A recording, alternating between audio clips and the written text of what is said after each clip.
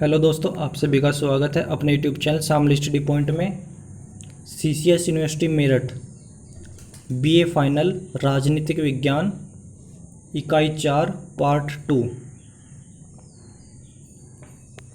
महात्मा गांधी के अनुसार अहिंसा के किस रूप में असंभव को संभव में बदलने और पहाड़ों को हिला देने की अपार शक्ति निहित है?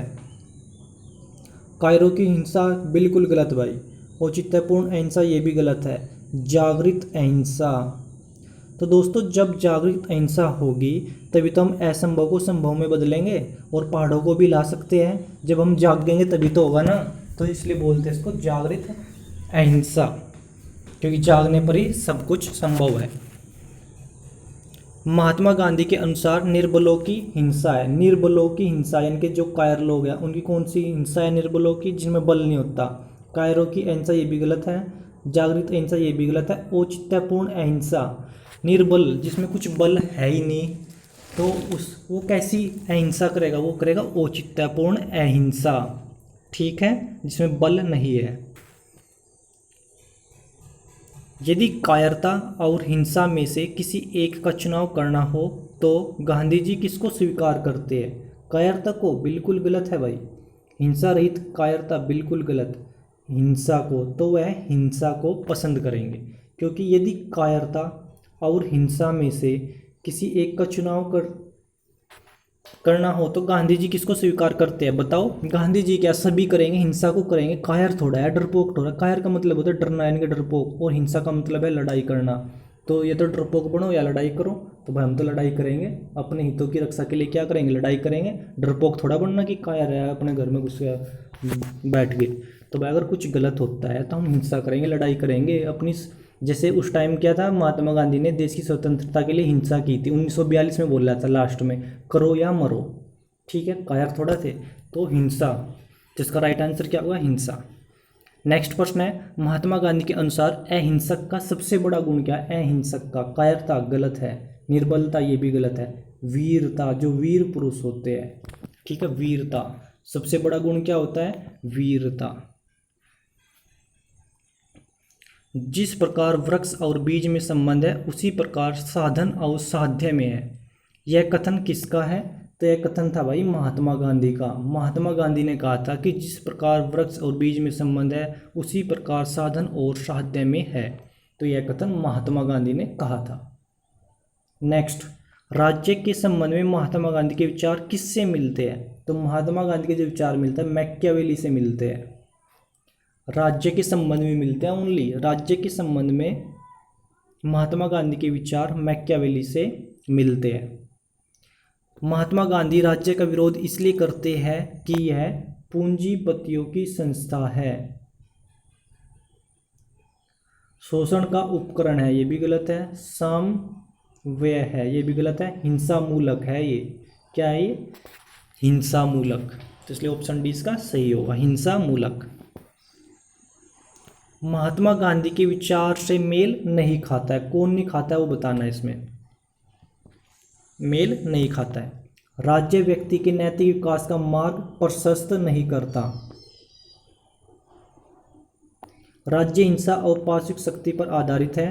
राज्य के अधिकारों में निरंतर वृद्धि हो रही है। राज्य लोक कल्याण का साधन है। तो भाई तो बिल्कुल राइट है ना। राज्य लोक कल्याण का साधन है। उसमें क्या कहा? महात्मा गांधी के विचार से कौन मेल नहीं खाता है? तो इसमें कौन नहीं मेल खाता? राज्य लोक कल्याण का साधन है। गलत दिया भाई ये प्रश्न, क्योंकि मेल नहीं खाता है। तो मेल कौन नहीं खाता? एक तो ये मार्ग प्रशस्त नहीं करता, ये तो इसका ऑप्शन डी लगाया हुआ है। तो ये प्रश्न गलत दिया हुआ है। राज्य लोक कल्याण का साधन है, ये तो साधन है भाई, लोक कल्याण ही नहीं होगा राज्य से, और क्या होगा। नेक्स्ट प्रश्न 59, महात्मा गांधी को उनके राज्य संबंधी विचारों के कारण व्यक्तिवादी विचार कहा जाता है? गलत। दार्शनिक भी कहा जाता है, अराजकतावादी भी कहा जाता है। तो ऑप्शन बी इसका सही है, दार्शनिक अराजकतावादी कहा जाता है। तो इसलिए ऑप्शन बी सही है। आधुनिक युग में सत्ता के विकेंद्रीकरण का प्रबल समर्थक विचारक कौन था? महात्मा गांधी था। तो दोस्तों कौन था इसमें? महात्मा गांधी।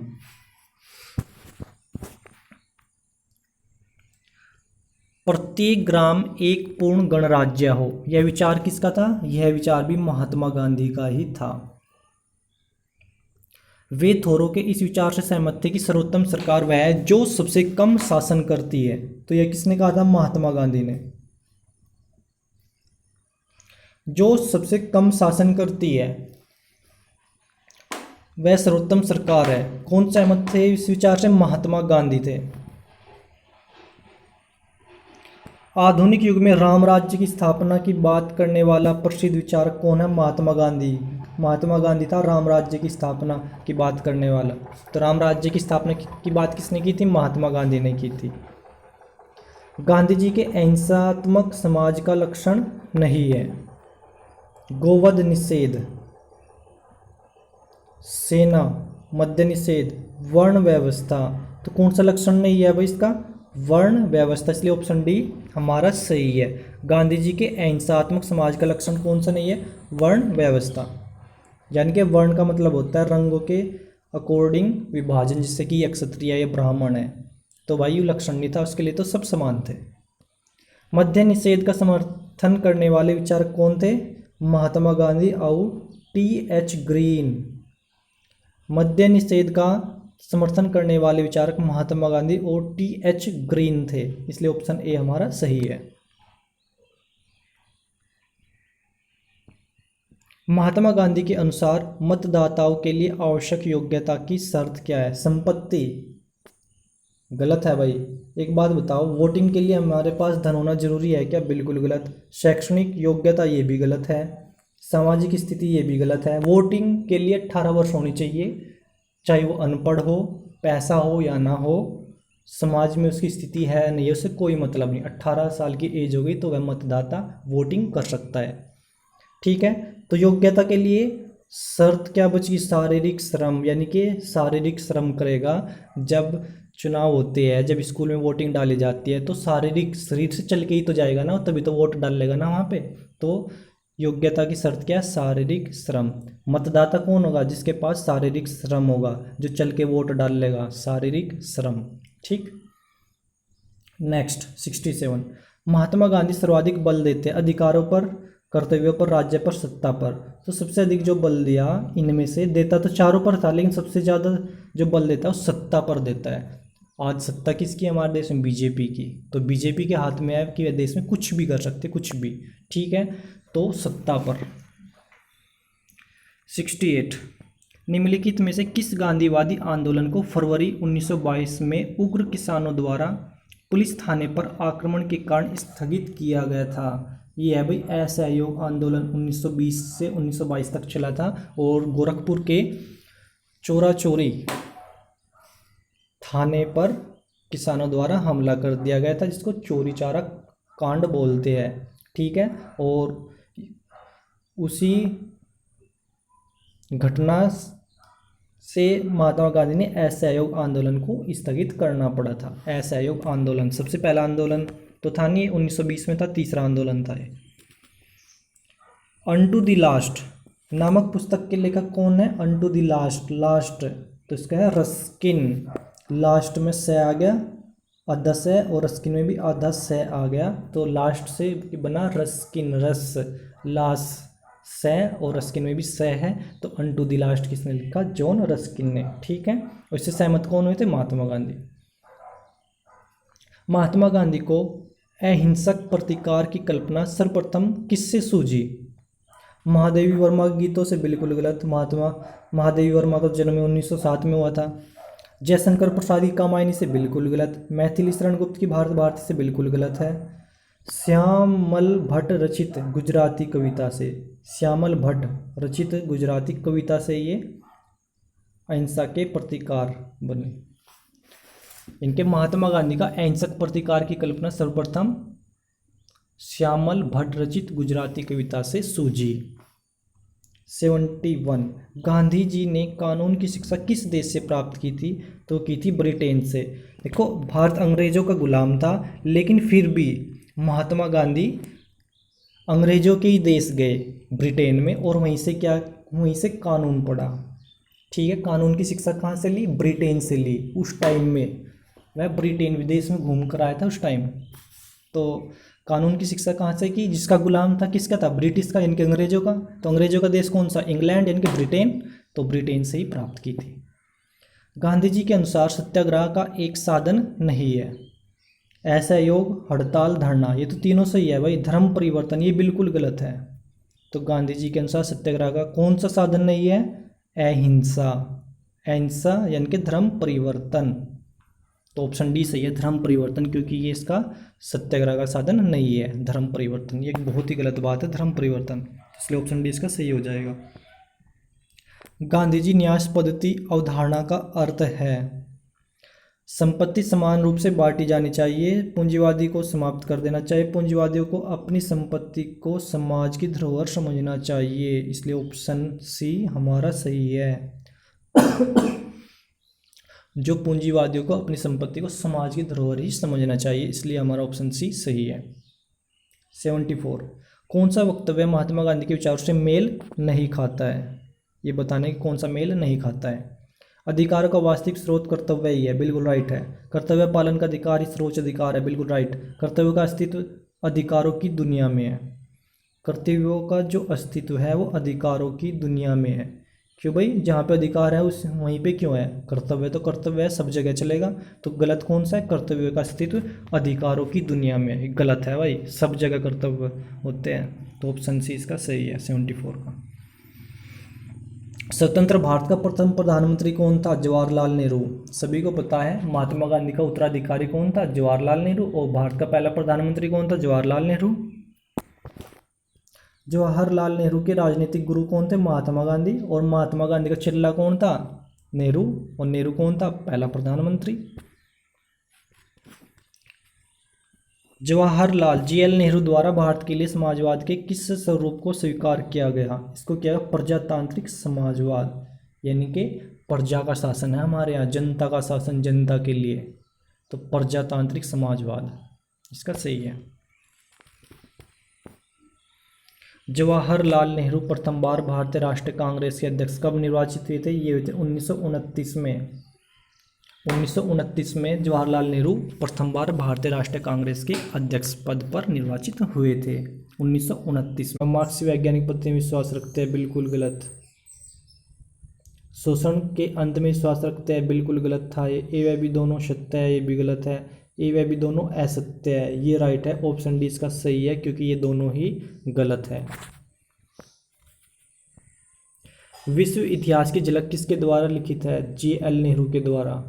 विश्व इतिहास की झलक पंडित जवाहरलाल नेहरू के द्वारा लिखित है। स्वतंत्र भारत के लिए जवाहरलाल नेहरू द्वारा किस प्रकार की अर्थव्यवस्था को अंगीकार किया गया है? सार्वजनिक, निजी या मिश्रित? तो मिश्रित अर्थव्यवस्था हमारे देश में। तो भारत में कौन सी अर्थव्यवस्था है? मिश्रित है। नेहरू जी ने पूर्ण स्वराज्य की घोषणा का लक्ष्य वर्ष किस वर्ष को रखा? तो 1929 में। और 1929 में ये कांग्रेस के अध्यक्ष बने, 1929। नेहरू द्वारा समर्थित पंचशील सिद्धांत की आत्मा निम्नलिखित में से किसे कहा जा सकता है? एक दूसरे की एकता अखंडता का सम्मान, दूसरे के आंतरिक मुद्दों में हस्तक्षेप, शांतिपूर्ण सहअस्तित्व, ये तीनों ही सही है। और उपयुक्त सभी इसका राइट है, ठीक है, उपयुक्त सभी।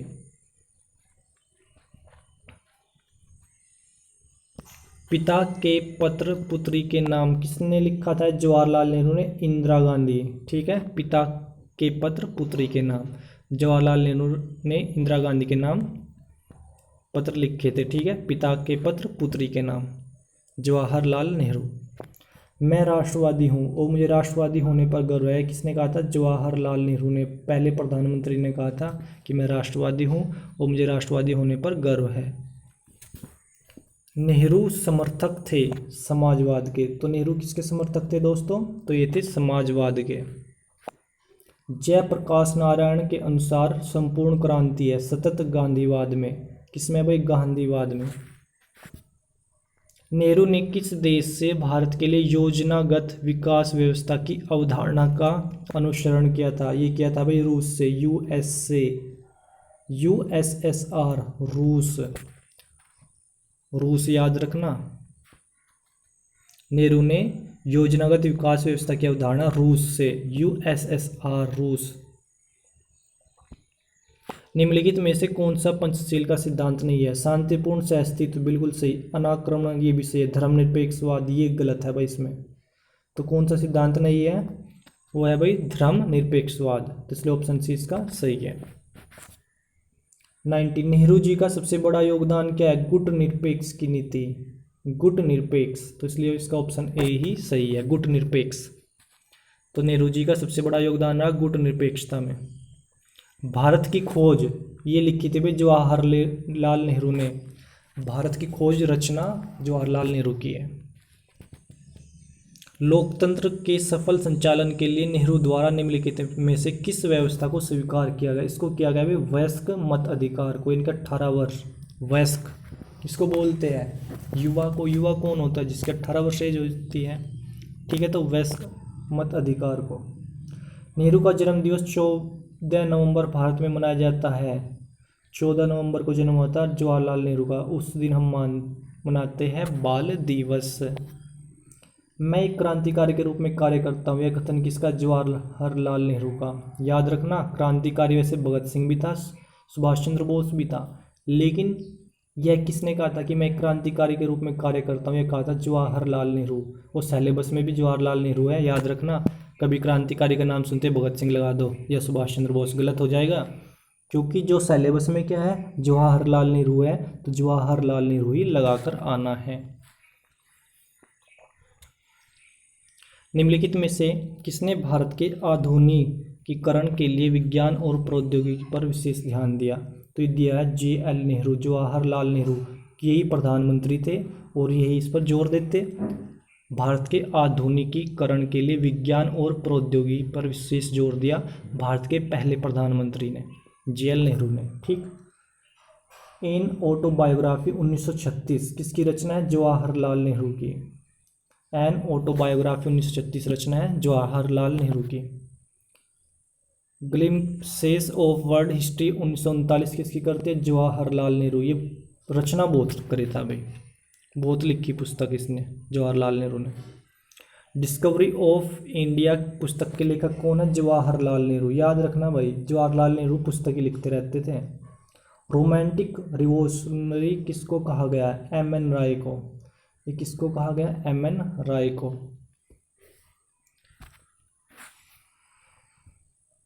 MN राय के अनुसार निम्नलिखित में से कौन सा स्वतंत्रता का आधार स्तंभ है? मानवतावाद, व्यक्तिवाद, विवेकवाद, ये तीनों ही सही है। उपर्युक्त सभी, तो इसका राइट आंसर क्या है? उपर्युक्त सभी। ठीक है दोस्तों, ये थी यूनिट 4 का पार्ट 2, ठीक है। और यूनिट 4 पार्ट 3 के लिए आप वीडियो को लाइक करें, कमेंट करें और चैनल को सब्सक्राइब ज़रूर करें, ताकि आने वाली वीडियो का नोटिफिकेशन सबसे पहले आप तक पहुंच जाए। ठीक है दोस्तों, thanks for watch this video और best of luck your exam.